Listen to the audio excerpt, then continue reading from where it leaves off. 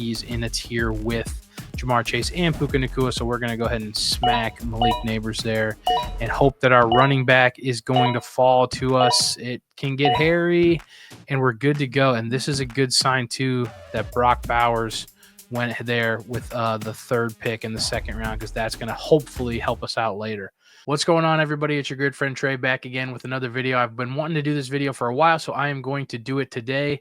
We are going to go ahead and draft the perfect fantasy football team for July. I say for July because ADPs will change, values will change, and this will probably not be the case in August when you draft, but it is good to know what's going on now so you can adjust as the market adjusts. I will do another one of these videos in August, maybe two in August. We'll see how projections shake out, but things have changed already since my last couple of videos. Obviously, big Steelers trade, Jonnu Smith headed to Pittsburgh, so that definitely shook up some of my rankings and shook up our projections at fantasy points. But let's dive into this one right now and get this draft cooking. We will be using Sleeper here for our platform of choice. And let's go ahead and make sure these settings are dialed in. So for draft order here, you're going to want to be pick number 9. If you have the opportunity to choose, this is kind of the sweet spot. 8 to be safe, but 9 is where you can extract the most value. And we're going to, risk it for the biscuit, as they say. We're going to update this to half-point PPR because that's what we're playing, and rosters are as follow: quarterback, 2 running back, 2 wide receiver, tight end, and a flex. No defense, no kicker, and no need to update, so I don't know why I clicked that. Let's start this draft and hope that our guy is there at 9. This can get a little crazy, and it doesn't always shake out the exact way that we would like, but we're good in this situation. Puka did go at 8. He's one of the players you might target at this range, but we're going to actually go with Malik Nabers here for what we're trying to do. Malik Nabers is our wide receiver 3 in points per game, and we feel like he's in a tier with Jamar Chase and Puka Nacua, so we're going to go ahead and smack Malik Nabers there and hope that our running back is going to fall to us. It can get hairy, and we're good to go. And this is a good sign, too, that Brock Bowers went there with the third pick in the second round, because that's going to hopefully help us out later.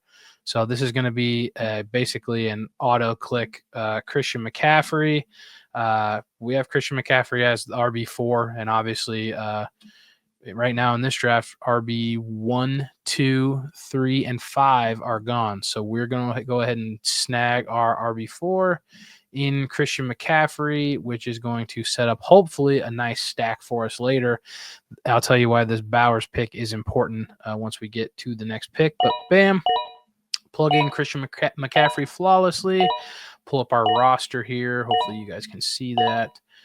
Pretty strong start. I don't expect anybody that we're planning to take here to go. It's just who you take first in this situation. That can be a little bit tricky. So, yes, we're on the clock, and both of the guys in this range that we would like to take are here, Davante Adams and George Kittle. Now, in this situation where Brock Bowers went to team 10 here, we can basically assume that this guy is not going to take another tight end. So that does take 2 of the 6 picks out of the equation for George Kittle to be picked. Davante Adams could reasonably go in any of these, but this guy does have 2 wide receivers, so maybe he's not going there. What we're going to do is we're going to tap Davante Adams first because he's first in ADP or by sleeper rank, and then we're going to hope that George Kittle is there for our next pick. So let's pray. Davante Adams, again, just a beast this season. I know he's kind of everybody's big-time favorite. And bam, we lucked out there. We are going to end up with George Kittle. I do want to talk a little bit more about Davante Adams before we take George Kittle. So in this tier, we have Davante Adams as basically the end of our tier 3 of wide receivers. And most everybody else is already long gone. CeeDee Lamb, Brian Thomas, T. Higgins, Lab McConkey, Amon-Ra St. Brown, Drake London, etc. So, and the second tier of wide receivers is just Justin Jefferson. So this is really I would call this more like tier 2. It's kind of Justin Jefferson's like tier 1B, and this is more tier 2. Rashee Rice would be kind of our next target. Otherwise, it's Nico Collins, A.J. Brown, obviously long gone. So Huge here to nab Davante Adams. And then as far as tight end, George Kittle is kind of in that tier of his own as well, similar to Justin Jefferson. He's clearly ahead of the Sam Laportas and the Travis Kelce's of the world. And some of our later options, like Jonnu Smith and Pat Freiermuth, obviously their situations have changed. So we're going to totally avoid those guys at this point. So this is a pretty fast, easy click here. George Kittle, and we see how the rest shakes out. This is an awesome start for us. This is exactly what you want in this situation. I'd call this a perfect start, and we're feeling pretty good about what we got. This is a strong team, and it has the opportunity to get even stronger here as we look to see where we want to go with running backs. Sometimes a James Conner can fall here. Sometimes an Amarian Hampton can fall here. Obviously, that's not the case this time. So now we're in a bit of a pickle because we did lose out on James Conner, but it's not all is lost. Jalen Waddle's here. Jalen Waddle's not going to be here. This hasn't really adjusted, I don't think, for the Dolphins news, and Jalen Waddle is probably going to go a little bit sooner than where he's going right now. So I'm not going to take him, even though he would be the click in this situation. Chris Godwin, also a great click in this situation, but where we are actually going to go is at running back. And we are going to add RJ Harvey to this team. RJ Harvey for us kind of lands in that, last tier, the slightly below average. But there's a lot of guys that have gone before him that, a lot of guys that are off the board that we, would have taken after RJ Harvey, like Amarian Hampton and David Montgomery. So pretty happy to click RJ Harvey here. And, this kind of sets up the strategy. We're going to have to take some shots, at running backs as we move down the board. So love taking a rookie, the opportunity for this guy to come on later in the season. He's a great add to this squad. And now we should pretty easily be able to fill out our wide receivers. So again, Jalen Waddle was not drafted. You're obviously taking Jalen Waddle in this situation, but I don't think he's going to be here. I think it's disingenuous to draft him because I think that's a clearly flawed rank there. So we're not going to take Jalen Waddle in this situation. Who we are going to click on is Jerry Jeudy right here. And Jerry Jeudy is another one of our guys that is kind of popping as a value. So Jerry Jeudy is, again, now we're at the point where we're in that kind of last tier of guys that are just slightly below average, but he is the top of that tier. And he, looks like a player that could have a fantastic season. So we're happy with Jeudy there, and this lineup is looking good, rounding out nicely. And this is an auto click too for the same exact reason as Jerry Jeudy. We're going to take Calvin Ridley in this situation. So falling way too far down the boards.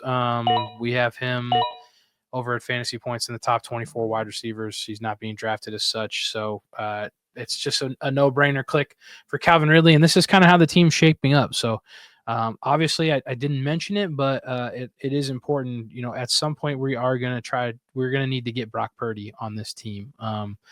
This is the pick where you can consider it, if you're really concerned.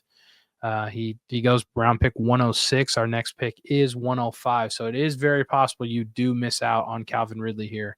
But in this situation, we're not going to pass on Kaleb Johnson, another rookie running back. Again, we're trying to take shots. That's where our, implied weaknesses here is at running back, with RJ Harvey as our 2. So we're going to take another shot on another rookie, and we need Brock Purdy to fall to us here with our next pick. So this is kind of where you sweat a little bit. There went Bo Nix, so a little bit worrisome. We'd like to see, quarterbacks stay on the board here. There goes Herbert. So now we're down to he could go. The next quarterback taken could be Brock Purdy. It's Jordan Love. We just got to get a little bit lucky here, and we do a massive tight end run in this range where we're not taking tight ends. Was huge for us, and boom, we complete our little 49er stack there. We talked about it on the Best Bets podcast this week. Strength of schedule is just stupid easy for the Niners this year, and if you're going to roll with Christian McCaffrey and George Kittle, you might as well add Brock Purdy to that team, because if those guys are having success, Brock Purdy is also having success. This pick is kind of – I'm never totally sure what to do with this pick. The running back area is kind of dead, though Bayshul Tuten is going to be a player we're going to target, but we don't need to take him until our next pick. Michael Pittman is here. I have to refer to the sheet to see if that's even something we would want to consider at this point. I'm guessing it's probably not a horrible idea, but I'm not actually seeing him on the sheet here. Okay. Yeah, wide receiver 44. Yeah, I think the other player that you would consider taking in this range is Juwan Jennings, and we were already pretty stacked up on wide receivers. So, and we know our backup tight end. If you've watched my videos, you know we're going to target Zach Ertz now that Freiermuth is kind of out of the mix. So, yeah, I think we're going to add Michael Pittman here. I like it. Gives us our last wide receiver of the video. And that's a pretty strong wide receiver core, I would say. Malik Nabers, Davante Adams, Jeudy, Calvin Ridley, and Michael Pittman. You got points every week there, and you really have nothing to worry about. There goes Juwan Jennings, as we talked about, and we're back on the clock, and we're just going to basically scroll over and insta-click Bayshul Tuten. Well, actually, maybe we're not. Let me double check.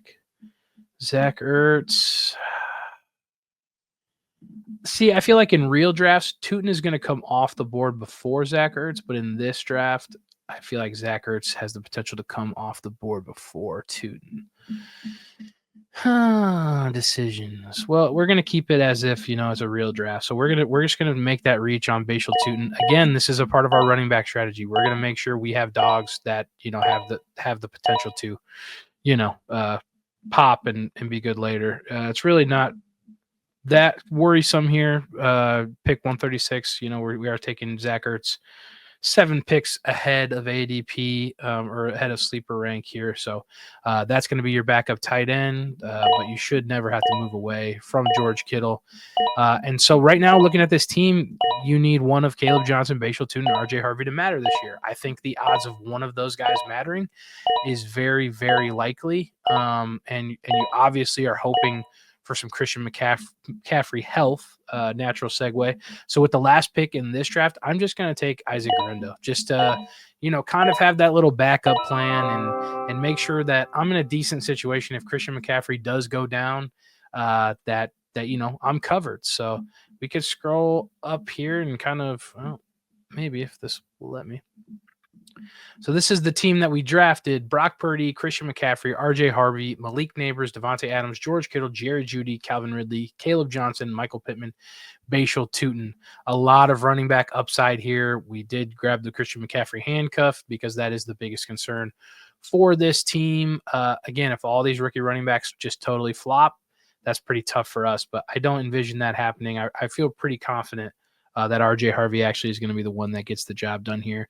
You do run into a little bit of bye week issues. Obviously, our Niners and Malik Nabers share a bye week, so 14 could be tough. Hopefully, you've got it sewn up, I should say, by then. But yeah, pretty happy with this team. I think this is about as good as you can do right now before things change and people adjust. So thank you guys for watching this video. I'm trying to post more regularly. I know I've missed a couple weeks. I've just, to be quite honest, I've had a lot going on, and I'm just, trying to do my best. So hopefully you guys will accept that, and I'll just keep trying to get videos out. So happy to get another one in the can. We're kind of recording it and doing the work is the hardest part. The editing and the posting after is pretty easy. So mission accomplished. I always do say, remember to have a friend is to be one. So make sure you drop a comment, subscribe if you're going to continue watching the videos, leave a like, whatever helps. And I just appreciate the comments. I'll respond to every single one. I like to hear what people have to think about, what I'm doing here. And maybe, I'm relatively new to the process. So maybe you can even change my mind on some things or, point me in the right direction as far as strategy is concerned. So please do leave a comment, even if you think it's, potentially negative. I'm pretty receptive to criticism. So thanks for watching. Have a good one.